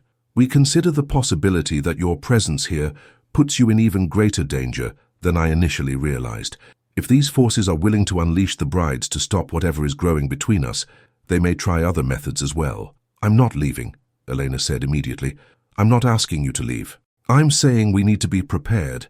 I'm saying I need to teach you more than just the history of my kind. I need to teach you how to defend yourself, how to recognize threats, how to survive in a world where supernatural powers are taking an interest in you. Elena nodded slowly. Then teach me. Whatever I need to know, whatever I need to learn. I'm ready. Vlad studied her for a long moment, his expression unreadable. Then he extended his hand. Come. We should get you back to your chambers. It's almost dawn and you need proper rest. We'll begin the more intensive training tomorrow night. Elena took his hand, and he helped her to her feet. She swayed slightly. The blood loss had left her weaker than she had realized, and Vlad immediately swept her up into his arms, cradling her against his chest with surprising gentleness. I can walk, she protested, but her voice lacked conviction. Humor me, Vlad replied, already moving toward the door. You've given me your blood, your trust, and your courage tonight. The least I can do is carry you to your bed. As he bore her through the dark corridors of the castle, Elena rested her head against his shoulder and allowed herself to relax. She could hear the silence where his heartbeat should have been, could feel the unnatural cold of his body, but she could also feel the care in how he held her, the gentleness in his touch, the concern in his voice when he asked if she was comfortable. This was the man, the creature she had chosen to help, and despite everything, the danger, the strangeness, the terrifying events of the night, Elena did not regret her choice. If anything, she was more certain than ever that she was meant to be here, that this was the path God had set before her. Back in her tower room, Vlad laid her gently on the bed and drew the covers up to her chin. His hand lingered on her forehead, brushing back her hair with a tenderness that made her throat tighten. Sleep, he commanded softly, and don't worry about the brides. I've reinforced the wards with my own blood this time. Nothing will disturb you. Vlad, Elena murmured, already feeling sleep pulling at her. Thank you, for stopping, for being stronger than you think you are. His answer was so quiet she almost didn't hear it. No, Elena, thank you, for reminding me what it feels like to want to be strong, to have a reason to fight the darkness. You have given me something I thought I had lost forever. You have given me hope. He left silently, and Elena drifted into sleep with his words echoing in her mind. Outside the window, dawn was breaking over the mountains. painting the sky in shades of gold and rose. The sun rose on another day, another chance, another opportunity for light to push back the darkness. And in Castle Dracula, in the heart of shadows and secrets, something precious and fragile continued to grow. Not yet love, but the foundation upon which love could be built. Trust, understanding, mutual sacrifice and respect. The road ahead would not be easy. Forces were gathering against them, and the curse that bound Vlad to darkness remained unbroken. But for the first time in 600 years, the outcome was not predetermined. For the first time, there was genuine possibility that things could change. Elena slept deeply, dreamlessly, her blood now flowing through the veins of the creature she had chosen to save. And Vlad, retreating to his hidden resting place as the sun climbed higher, felt her life force within him like a warm fire, a reminder that even the coldest darkness could be touched by light. The brides in their tower screamed their fury and frustration, but their voices no longer reached Elena's dreams. The wards held strong, the sanctuary remained protected, and in the growing light of morning, evil retreated to the shadows where it belonged. For now at least, love was stronger than fear, hope was stronger than despair, and the impossible did not seem quite so impossible anymore. The story was far from over. The greatest tests still lay ahead. But on this morning, as sunrise painted the castle in gold, there was reason to believe that light might ultimately triumph over darkness. And that was enough. Winter came to the Carpathian Mountains with brutal swiftness, transforming the world into a realm of ice and snow. 3 months had passed since Elena's arrival at Castle Dracula, 3 months of learning and transformation, of fear overcome and bonds forged in the strangest of circumstances. She stood now at the window of Vlad's study, watching snow fall in thick curtains that obscured the mountains beyond.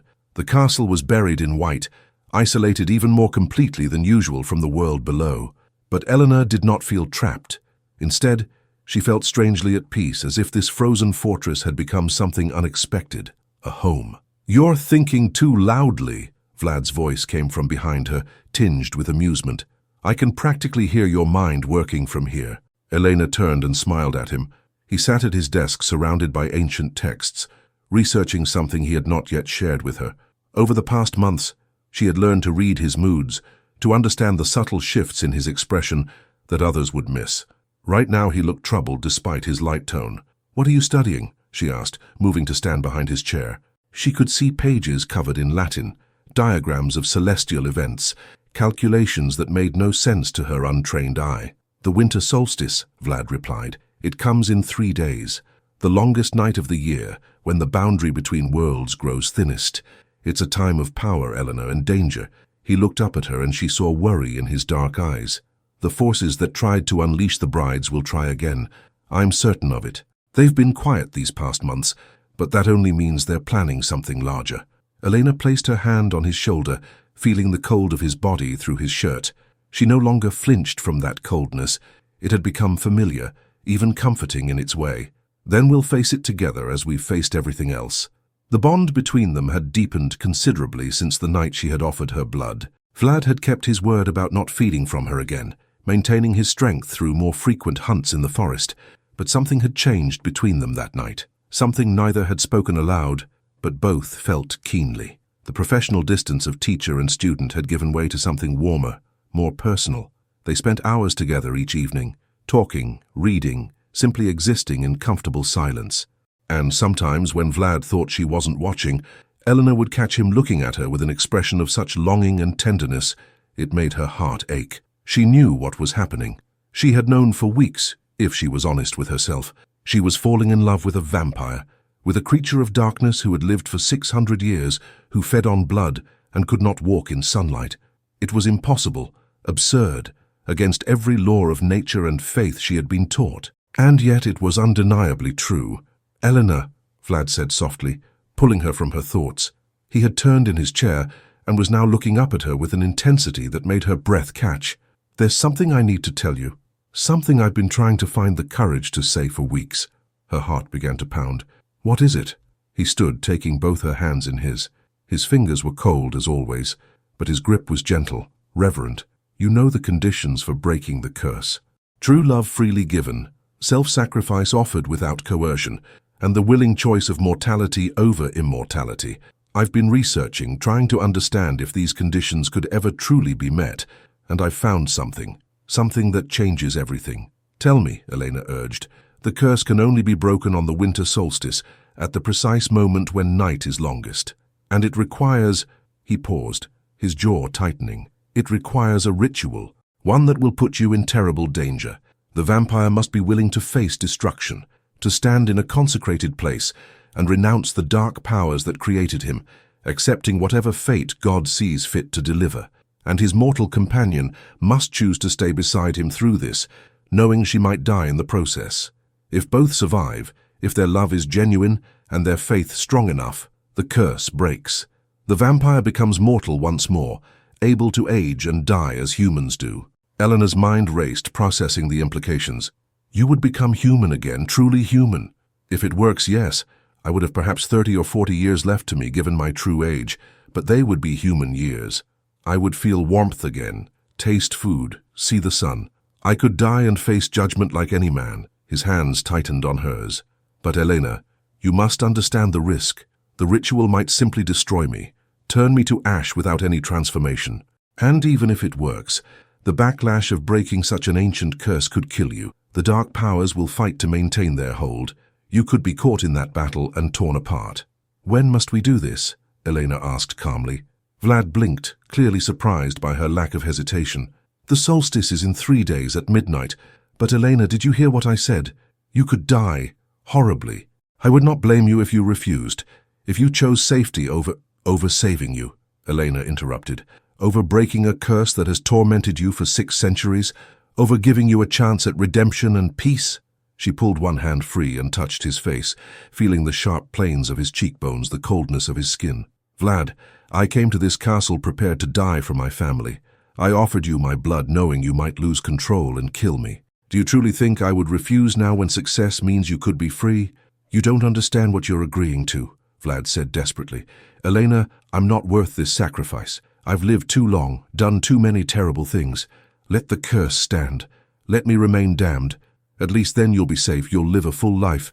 A life without purpose, Elena said firmly. A life knowing I turned away when I could have helped. No, Vlad, I won't do it. We're performing this ritual in 3 days, and we're breaking this curse, and then you're going to have to figure out how to be human again, after 600 years of darkness. Vlad stared at her, and Elena saw something in his expression she had never seen before, naked hope warring with terror. Why? He whispered. Why would you risk everything for me? Because I love you, Elena said simply, speaking the truth she had been carrying in her heart for weeks. I love you, Vlad. Not despite what you are, but because of who you've chosen to be despite your nature. You could have been a monster, could have embraced the darkness completely. Instead, you've fought it every day for 2 centuries. You've built a chapel you can barely enter. You've starved yourself rather than harm innocence. You've treated me with kindness and respect when you could have simply taken what you wanted. How could I not love you? For a long moment, Vlad could not speak. His eyes glistened with tears that would not fall. Vampires could not cry, she had learned, another small cruelty of their condition. When he finally found his voice, it was rough with emotion. I love you too, he said. I have loved you from the moment you stood before me in that ridiculous wedding dress and spoke of duty and sacrifice. I have loved you through every conversation, every lesson, every quiet evening we've spent together. You have returned my humanity to me, Elena, piece by piece, day by day. You have made me remember what it feels like to care for something beyond my own cursed existence. And that is why I'm terrified of this ritual, because if you die, if I lose you, I will have nothing. The darkness will take me completely, and this time there will be no coming back. Elena stepped closer, eliminating the small distance between them. She reached up and pulled his face down to hers, and for the first time in 3 months, for the first time in either of their lives, they kissed. It was not the passionate, dangerous kiss of legend, vampire-claiming victim. It was tender, gentle, almost chaste, but it carried the weight of everything they had been through together, everything they felt for each other. When they finally pulled apart, both were trembling. Then we'd better make sure the ritual works, Elena said softly, because I have no intention of dying, and I have every intention of spending the rest of my natural life with you, however long that may be. Vlad pulled her into his arms, holding her as if she was something infinitely precious and fragile. I don't deserve you, he murmured against her hair. Probably not, Elena agreed with a small smile. But you're stuck with me anyway. The next 3 days passed in a blur of preparation.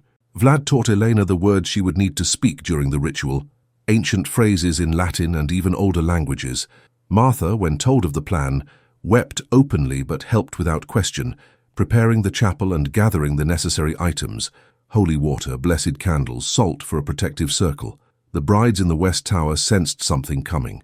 Their screams and laughter grew more frequent, more desperate, but the wards held, reinforced by Vlad's own blood and will. They would remain trapped, unable to interfere. On the night of the solstice, as evening fell and the longest night of the year began, Elena dressed in white, a simple gown Martha had altered for her, symbolizing purity and intention.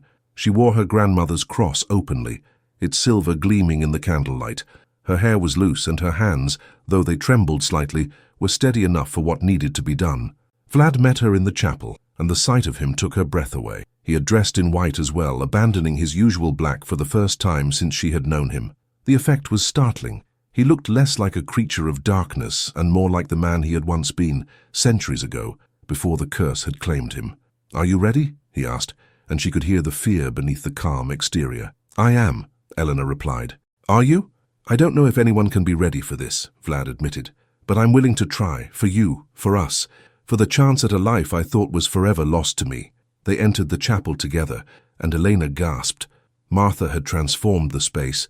Hundreds of candles burned everywhere, turning the ancient stone room into a cathedral of light. The altar had been cleared and marked with symbols of protection and purification. The air itself seemed to vibrate with potential, with power gathering for what was to come. Vlad moved to stand before the altar, and Elena could see the effort it cost him. The consecrated ground burned him, not violently but painfully, like standing too close to a fire. His face was pale even for him, his jaw clenched against the discomfort. Elena took her place beside him and reached for his hand. He gripped hers tightly, drawing strength from her presence.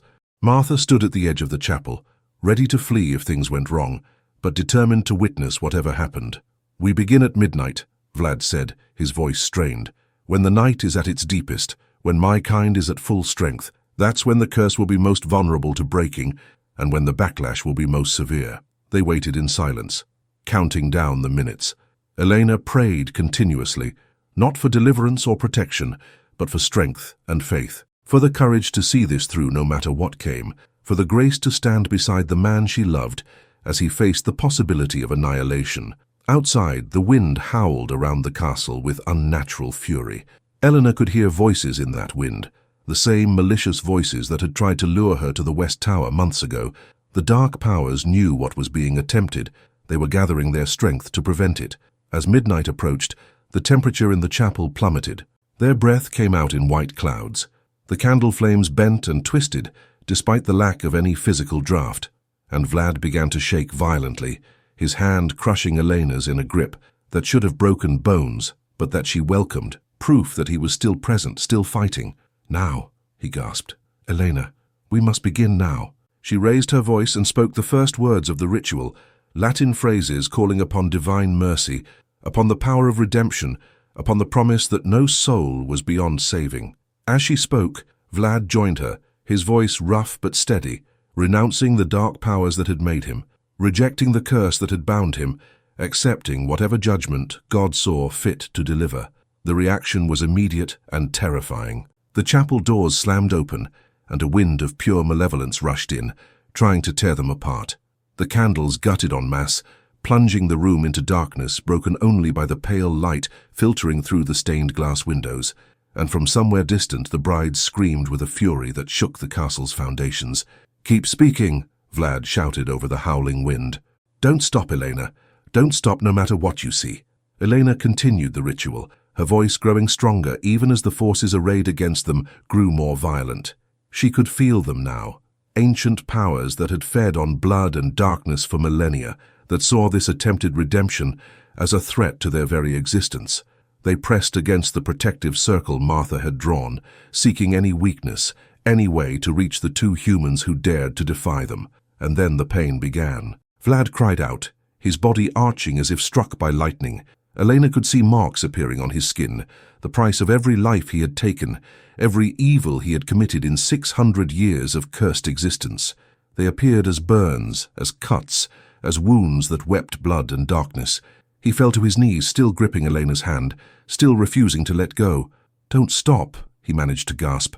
"Please, Elena, finish it," she continued, tears streaming down her face as she watched him suffer. This was the price of redemption, to feel fully the weight of every sin, to face the totality of what he had been. And Vlad was facing it, enduring it, accepting it as the cost of freedom. But the backlash she had been warned about came for her as well. The dark powers, unable to stop the ritual directly, turned their fury on her. She felt claws raking across her back, felt cold hands trying to pull her away from Vlad, felt voices in her mind promising relief if she would only let go, only abandon him to his fate. "No!" Elena gritted out, holding tighter to Vlad's hand. "You cannot have him. He is mine and I am his, and we are both God's children, no matter how far into darkness we have wandered." The chapel exploded with light. The silver cross around Elena's neck began to glow, its radiance so bright she had to close her eyes. She felt power surging through her, not her own, but something greater, something that had heard their prayers and chosen to answer. The dark forces recoiled, shrieking, unable to withstand that pure light, and in that moment of divine intervention, the curse broke. The sound was like chains snapping, like prison doors bursting open. Elena felt it reverberate through the castle, through the mountains, through the fabric of reality itself. The ancient bargain was ended. The debt was paid. The vampire was free. Vlad screamed one final time, a sound of such anguish and release that it tore at Elena's heart.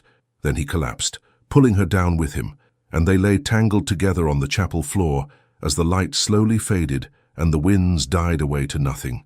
For a long moment, there was only silence. Elena, trembling and exhausted, managed to push herself up enough to look at Vlad. He lay still, his eyes closed, his face peaceful, and as she watched, barely daring to breathe, she saw his chest rise and fall. He was breathing for the first time in 600 years. "Vlad?" she whispered, her hand touching his face. His skin was no longer cold as ice. It was cool, yes, but with the natural coolness of someone who had been lying on a stone floor. Living coolness. Human coolness. His eyes opened and they were different. Still dark, still beautiful, but no longer the bottomless black of a predator. They were human eyes, warm and alive and full of wonder. "Elena," he breathed, and his voice was different too, softer, lacking the otherworldly resonance it had carried before. "Elena, I can feel everything. My heart is beating. I'm breathing. I'm alive." He sat up slowly, looking at his hands as if seeing them for the first time. The wounds that had appeared during the ritual were gone, healed completely. He looked younger somehow, despite being technically over 600 years old. His face held the lines of a man in his 40s, perhaps, no more. The curse had kept him frozen at 25. Mortality had restored him to what he should have been, had he aged naturally from that point. Elena started to laugh and cry at the same time, joy and relief and exhaustion all flooding through her at once. "It worked," she gasped. "It actually worked. You're human again, Vlad. You're free." He pulled her to him and kissed her, and this kiss was different from their first. It was warmer, more vital, flavored with mortality and hope. When they finally broke apart, both were laughing through their tears. "I can't believe it," Vlad kept saying. "I never truly believed it would work. I thought we would die together, or I would be destroyed alone. But this, Elena, I'm mortal. I'm going to age. I'm going to die someday, like any man." "Like any man," Elena agreed, smiling. "And until that day comes, you're going to live, truly live. You're going to see the sunrise tomorrow morning for the first time in 6 centuries. You're going to taste food and wine. You're going to feel warmth and cold and everything in between. And if you're very fortunate," she added with a teasing smile, "you're going to spend all those mortal years with me." "If I'm fortunate," Vlad repeated incredulously. "Elena, you are the reason this happened. Your faith, your courage, your love, you broke a curse that should have been eternal. You restored my humanity when I had given up all hope of redemption. I would spend every remaining moment of my life with you if you would have me." "Then I suppose you should marry me properly," Elena said. "Not through contracts and arrangements, but through choice, through love." "I already consider you my wife," Vlad said softly. "But yes, we'll marry again in this chapel in the light of day. We'll do everything properly this time. We'll do everything right." A sound from the doorway made them both look up. Martha stood there, tears streaming down her weathered face, her hands clasped in prayer. "Master," she breathed, "you're alive, truly alive." "I am," Vlad confirmed, rising and helping Elena to her feet. "Thanks to you, Martha, for your help in preparing. And thanks to Elena for her impossible faith and courage. The curse is broken. After 600 years, I'm finally free."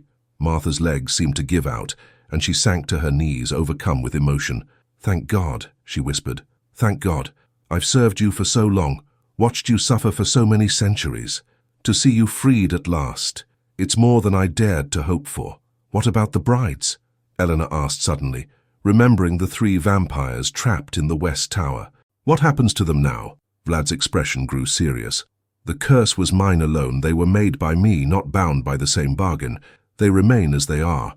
But," he paused, thinking, "without me as a vampire, without the dark power that sustained them, they may weaken over time. Eventually they may even be able to choose as I have chosen. But that's their decision to make. For now, they remain locked away, until they can prove they are more than just hunger." The rest of the night was spent in quiet wonder. Vlad explored his new mortality like a child discovering the world. He laughed at the growling of his stomach, actual hunger for food rather than blood. He marveled at the warmth of the fireplace, at the taste of wine that Martha brought, at the sensation of fatigue as the night wore on.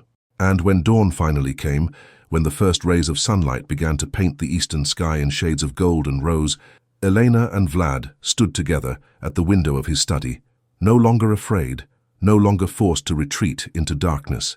The light touched his face and Vlad closed his eyes, tears finally able to fall now that he was human. "I had forgotten," he whispered. "I had forgotten how beautiful it is, how warm, how it feels like a benediction." Elena slipped her hand into his, feeling the warmth of his skin, the steady pulse in his wrist. "It's a new beginning," she said softly, "for both of us. Not the life either of us expected, but perhaps the one we were always meant to have. Together," Vlad said, turning to look at her with eyes full of love and gratitude and wonder. "Together," Elena agreed. They stood in the sunrise, mortal and alive and free at last. The castle around them seemed to breathe easier, as if a great weight had been lifted. The dark forces that had tried to prevent the breaking of the curse had retreated, defeated. The 3 brides in their tower had fallen silent, perhaps contemplating what they had witnessed. And in the village far below, Elena's family began their day, never knowing that their youngest daughter had accomplished the impossible, that she had redeemed a vampire, broken an ancient curse, and found love in the darkest of places. The road ahead would not be without challenges. Vlad would need to learn how to be human again after 6 centuries. They would need to decide where to live, how to explain Vlad's sudden appearance and their marriage. There were practical matters to attend to, mundane concerns that seemed almost absurd after everything they had been through. But none of that mattered in this moment. In this moment, there was only sunlight and love, and the impossible made real. Elena had entered Castle Dracula as a frightened girl playing at being a bride. She had faced darkness and danger, had offered her blood and her faith, had stood firm when every instinct screamed at her to flee. And in doing so, she had found her purpose, her strength and her love. Vlad had been a creature of darkness for 600 years, had thought himself beyond redemption, beyond hope, but Elena had seen past the monster to the man trapped within. She had believed in him when he could not believe in himself, and that belief, that faith, that love had quite literally saved his soul. "What do we do now?" Elena asked, watching the sun climb higher in the sky. Vlad smiled, a true smile, full and warm and human. Now we live, Elena. We love each other.